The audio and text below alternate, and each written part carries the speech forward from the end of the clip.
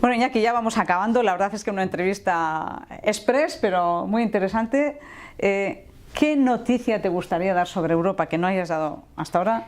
Y la segunda, ¿cuándo un programa para hablar de temas europeos donde se pueda dar información de verdad, se pueda contrastar de verdad y de esa manera crear conciencia también de lo importante que es, como tú bien has explicado, pertenecer a este gran proyecto, único proyecto en el mundo que además todos los países quieren imitar?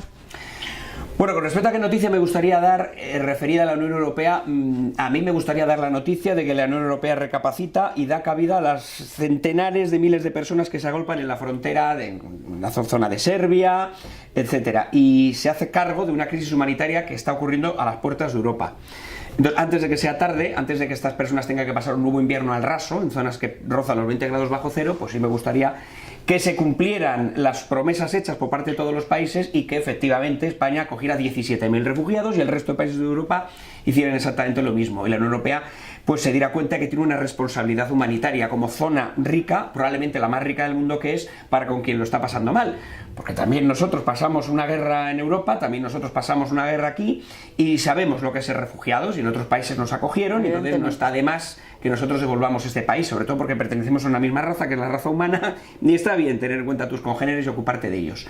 ¿Y cuál era la siguiente? ¿Para cuándo un programa de televisión? ¿Para cuándo un programa de televisión, bueno, que hable de Europa? Porque a nosotros, que pedimos a los medios, por favor, hablar de Europa, porque a la gente sí le interesa Europa. A mí me preguntan muchísimas personas sobre determinados asuntos que han leído o han visto en televisión y creo que estáis perdiendo una gran oportunidad. Bueno, yo creo que poco a poco Europa se va infiltrando la información. Nosotros hacemos programas referidos a la actualidad y nosotros hablamos mucho de Europa. O sea, nosotros hemos hablado, antes hablábamos, por ejemplo, del comisario de la competencia, señor Almunia, nosotros hablamos en su día de esto. También hablamos de cosas buenas de Europa, lógicamente. Europa ha estado muy presente durante todo el debate catalán. Vamos, es omnipresente durante todo este asunto. Europa, a medida que los estados van cediendo competencias en favor de la Unión Europea se hace cada vez más presente. Entonces, claro, a medida que la Unión Europea es más presente, a medida que la Unión Europea tiene más mando en plaza, pues se va haciendo más presente y aparece más en la información. Yo creo que un programa que hable exclusivamente de la Unión Europea no sé si va a hacer falta. Yo creo que con el tiempo y sin que nos demos cuenta, Europa lo acabará copando todo. Ya hablaremos de Europa como podemos hablar de una decisión tomada por el gobierno vasco, por la Junta de Vizcaya en fin, será parte de nuestro día a día. Lo hemos visto con el roaming, por ejemplo, ¿no? O sea, el roaming nos ha hecho todos una gotita más europeos, ¿no? Ya los datos no tienen frontera. Entonces yo creo que al final va a ser un proceso que puede llevar todavía muchos años, porque es verdad que ahora todavía Europa se siente como algo lejano, pero hace 10 años se sentía como algo estratosférico. O sea, la gente no sabía, ahora sabemos un poquito más de Europa. Y quizá una forma absolutamente fundamental para que la gente se sienta más cercana a Europa es introducirla también en la educación. Yo me acuerdo que coincidió mi época en EGB con los años en los que España entraba a formar parte de la Unión Europea. Y recuerdo que durante un año, 2 cursos a lo máximo, se nos dio una leve patina de información acerca de qué era Europa. Eso se abandonó. En la universidad no tratamos de Europa.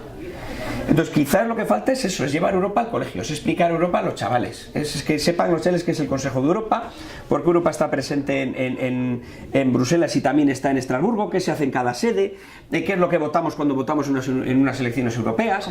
Tal vez así las elecciones europeas dejen de ser las elecciones con menor participación a día de hoy, pero yo creo que todo empieza porque desde chavales sepamos que estamos gobernados por un parlamento más chiquitín en Vizcaya, como son unas juntas, luego hay un parlamento en Vitoria, luego hay un parlamento en Madrid, hasta ahí todo lo tenemos más o menos claro cómo funciona, etcétera, etcétera, con nuestras lagunas, que es la ley DONT, etcétera.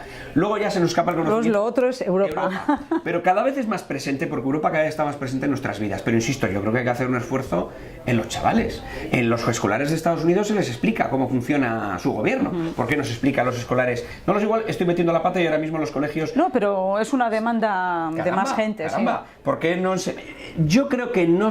¿Por qué no se les enseña a los chavales? Yo me he tenido que enterar de adulto cómo funciona el Tribunal Constitucional, qué es el Tribunal Superior, cómo funciona la Fiscalía. ¿Por qué no damos esta información a los jóvenes? Esta información me parece tan fundamental, sí, o incluso mucho más fundamental que otras asignaturas, ¿no? Una asignatura que va a ser ciudadanía o como se quiera llamar, donde se le explique a la gente sus instituciones, cómo son. Pues el que viva, por ejemplo, en Guecho, que sepa pues cómo funciona la Junta Generales, quién les gobierna, en Madrid, qué es lo que se decide en Europa y qué no, la historia un poco europea, en fin, etcétera, etcétera. Es la forma de hacer a la gente sentir parte de algo. Tienes razón.